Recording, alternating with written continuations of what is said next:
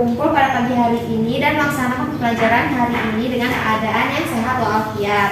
Sebelum kita mulai pembelajaran, Ibu mau tanya dulu di sini pada hadir semua atau ada yang tidak hadir? Hadir, Bu. Oke, sebelum pembelajaran kita mulai, kita berdoa terlebih dahulu ya kepada ketua kelas. Silakan dipimpin doa teman-temannya. Baik, Bu. Baiklah, teman-teman, sebelum memulai pembelajaran kita, berdoa terlebih dahulu.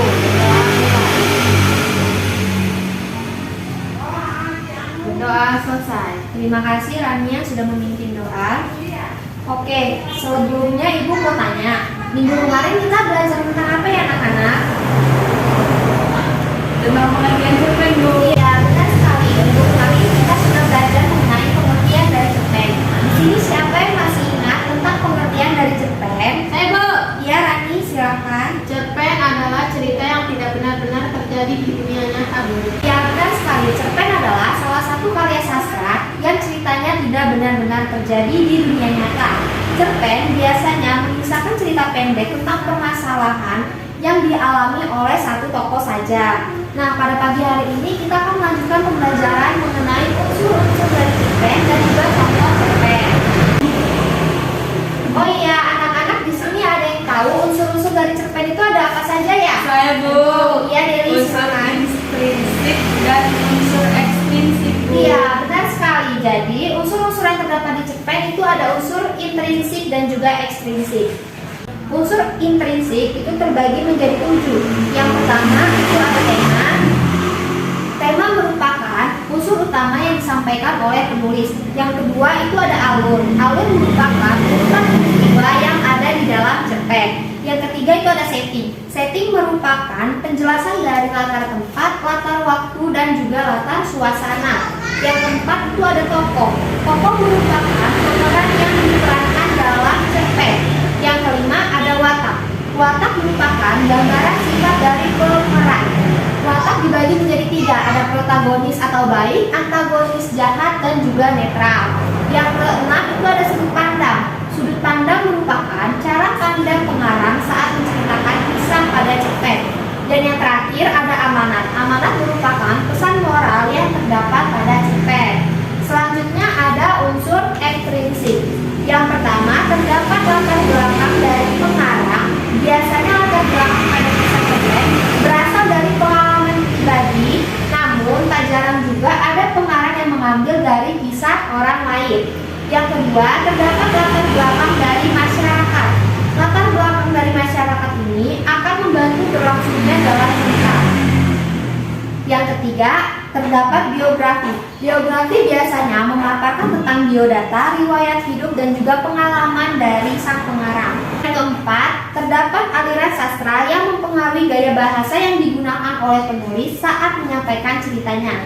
Dan yang terakhir, terdapat kondisi psikologis berupa keadaan senang, sedih, suka, dan duka yang mempengaruhi mood penulis saat membuat sebuah cerita pendek. Selanjutnya di sini Ibu punya contoh dari cerita cerpen.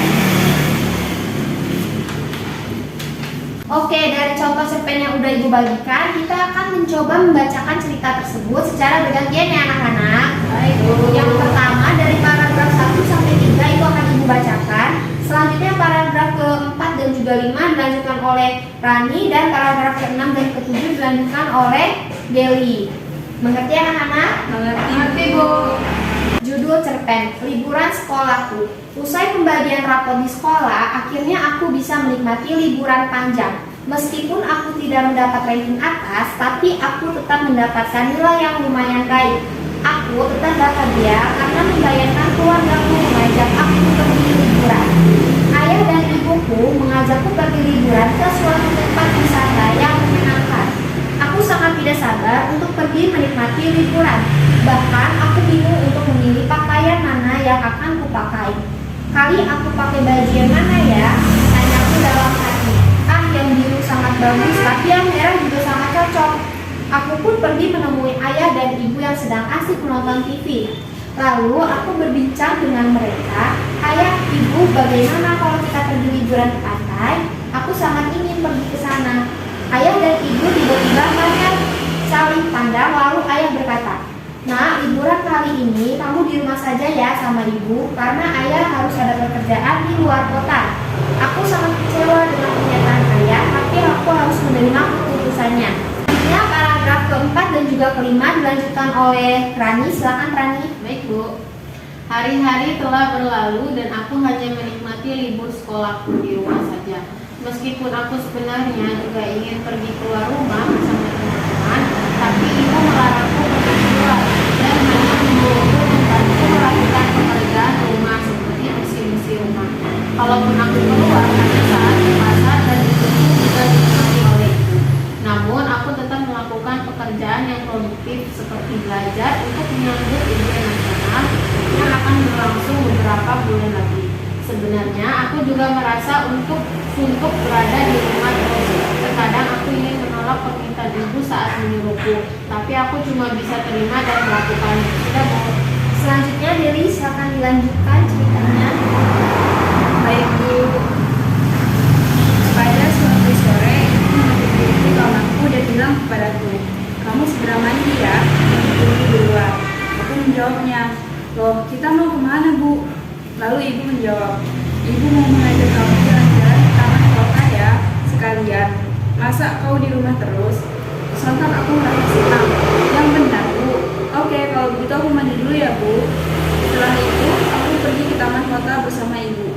Meskipun hanya jalan-jalan sore di sekitar taman, aku sudah merasa senang banget. Mungkin ini karena aku terlalu lama berdiam diri di rumah dan baru kali ini bisa jalan. Yang pasti aku sangat senang karena ibu mengajakku jalan-jalan sore. Sudah Bu.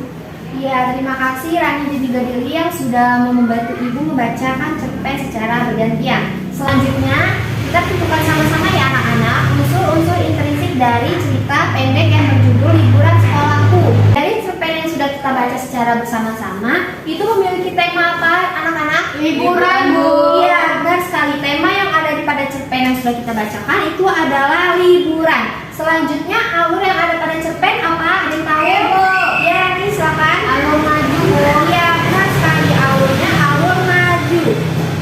Terus di cerpen tersebut ada latar apa saja anak-anak? Latar tempatnya di mana?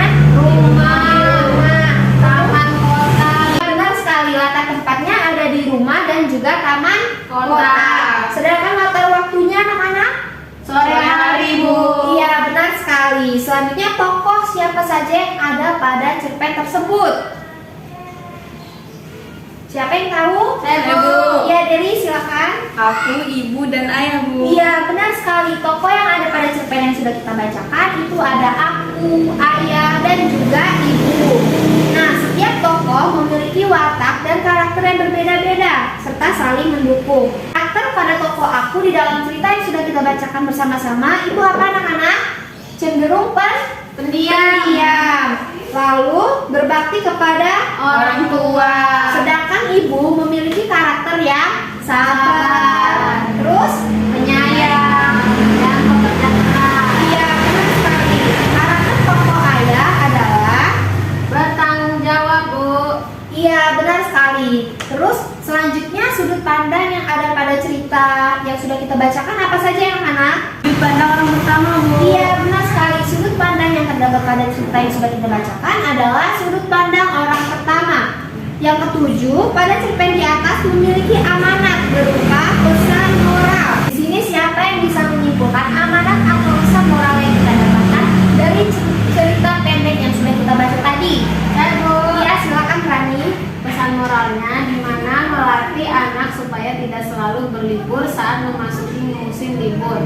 Selain itu juga mengajarkan sikap mandiri kepada anak agar memanfaatkan liburan dengan produktif, Bu. Iya, benar sekali. Jadi pesan moral atau amanat yang kita dapatkan dari cerita pendek yang sudah kita bacakan adalah melatih anak untuk sabar dan tidak selalu minta liburan di saat liburan tiba. Lalu mengajarkan sikap mandiri kepada anak agar memanfaatkan liburan dengan waktu yang produktif. Oke anak-anak, pembelajaran pada hari ini kita cukupkan sampai di sini saja. Di rumah jangan lupa materi hari ini dipelajari kembali ya anak-anak. Baik Bu.